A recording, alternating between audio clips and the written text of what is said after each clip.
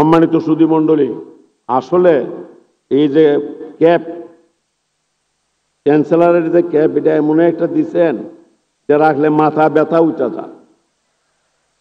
আর gown তো এটা আছে, আসলে এই যে মানে রোদের মধ্যে গরমের মধ্যে গাউন নেওয়া সবারই কষ্ট হচ্ছে, এই ছেলে মেয়েদেরও কষ্ট হচ্ছে, কিন্তু করার নাই। আমার মনে হয় আপনারা সবাই সব বিশ্ববিদ্যালয় মিলে বা শিক্ষা মন্ত্রণালয় মিলে বাংলাদেশের উপযোগে কি ক্যাপ এবং কি ধরনের গাউন করা যায় এটা বোধহয় আপনারা নতুন করে চিন্তা ভাবনা করে দেখতে পারেন। আসলে খুবই অস্বস্তিকর একটা অবস্থার মধ্যে আছি। পুরা মানে একবারে পুষমায়া শীত যদি থাকতো তাহলে কোনো মোটামুটি চালান যাইতো, কিন্তু এখন এটা খুব সমস্যা হয়েছে, যদিও ফেব্রুয়ারি মাস। আর একটা কথা বলতে চাই, কারণ আর তো পাওয়া যাবে না, আর বোধহয় এই ধরনের সুযোগ পাবো না, কনভোকেশনও বোধহয় আর পাবো না। সেটা হলো এই যে এখানের মিডিয়ার বাইরে তো আছেন, সম্মানিত মিডিয়ার বাইরে আপনারাও তো আরেক ব্যাপার। কেউ রে আসমানে তুইলা লাইন, আবার কেউ রে ফাতালে ডুবায় লাইন, এই ধরনের ব্যবস্থাও আপনার মধ্যে আছে। একটা দুঃখের কথা কয়েকদিন আগে আমার বঙ্গভবনে আমার একটা বই বেরিয়েছে, আমার জীবন নীতি আর আমার রাজনীতি। এই ছোট্ট বই একটা এক্সিয়ারকে ফাঁকে ফুঁকে মোটামুটি একটা লেখা বের করছে। এটার প্রকাশনা উৎসব করছিলাম।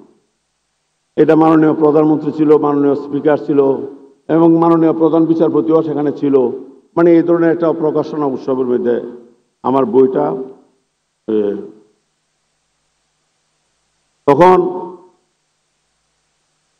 বক্তৃতা রাখলেন মাননীয় স্পিকার, তারপরে আবার মাননীয় প্রধানমন্ত্রী, এবং সেখানে আবার মাননীয় ফার্স্ট লেডিও এনে লাগাইছে। ফার্স্ট লেডি বুঝছেন তো, আমার স্ত্রী হইল ফার্স্ট লেডি, ওনারাও দিছে বক্তৃতার লাগে। তো যাই হোক বক্তৃতা দিল। পরের দিন পত্রিকার মধ্যে দেখি কি ফার্স্ট লেডি ফার্স্ট। দেখেন মাননীয় প্রধানমন্ত্রী রোজ 2টা 3টা 4টা বক্তৃতা দেয়, আর আমিও সেই 63-64 বছর যাবৎ বক্তৃতা দিয়ে এলাম। এমনও হয়েছে যে রোজ 3-4 বার বক্তৃতা দিছি। তারা বক্তৃতা দেয় না এমন দিন খুব কম ছিল এই 64 বছর যাবৎ। এরপরে মাননীয় প্রধানমন্ত্রী তো বহুবার প্রধানমন্ত্রী, বিরোধী দলের নেতা বহুবার, ওনারও বক্তৃতা শেষ নাই।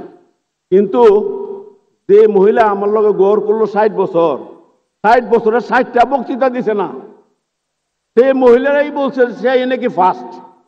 এই ধরনের হাইলাইট করা আর অন্যদেরকে অবহেলা করা, এই ধরনের একটা অবস্থার সৃষ্টি করাটা কি সাংবাদিক মিডিয়ার বাইরে ঠিক করলো? এটা এই জাজমেন্টটা মিডিয়া যে দিল এটা কি ঠিক করছে? হ্যাঁ, মিডিয়ার বাইরে বুঝলেন যে খবর ছাপাই থেকে একটু উসবিস করে ছাপাই যায়। আর এখন বাসার মধ্যে গেলে এমন একটা ভাব যে সারা জীবন আমি বক্তৃতা দিয়ে কি করলাম সে কয়েকটা দিয়ে এখানে বাজি মাত করে দিছে। এই হলো অবস্থা। তো যাই হোক, আমি আজকে একটা আনন্দের দিন, আমি আর নবীন গ্রাজুয়েটদের সময় নষ্ট করতে চাই না। তারা তো আনন্দ উল্লাস করবে, তাদের এই আনন্দ উল্লাসের সময় দিতে হবে। তবু শেষ আরো কয়েকটা কথা বলে যেতে চাই। সেটা হলো সম্মানিত সুধী, নতুন গ্রাজুয়েটদের গৌরব ও আনন্দ দেখে আমি নিজেও আনন্দিত।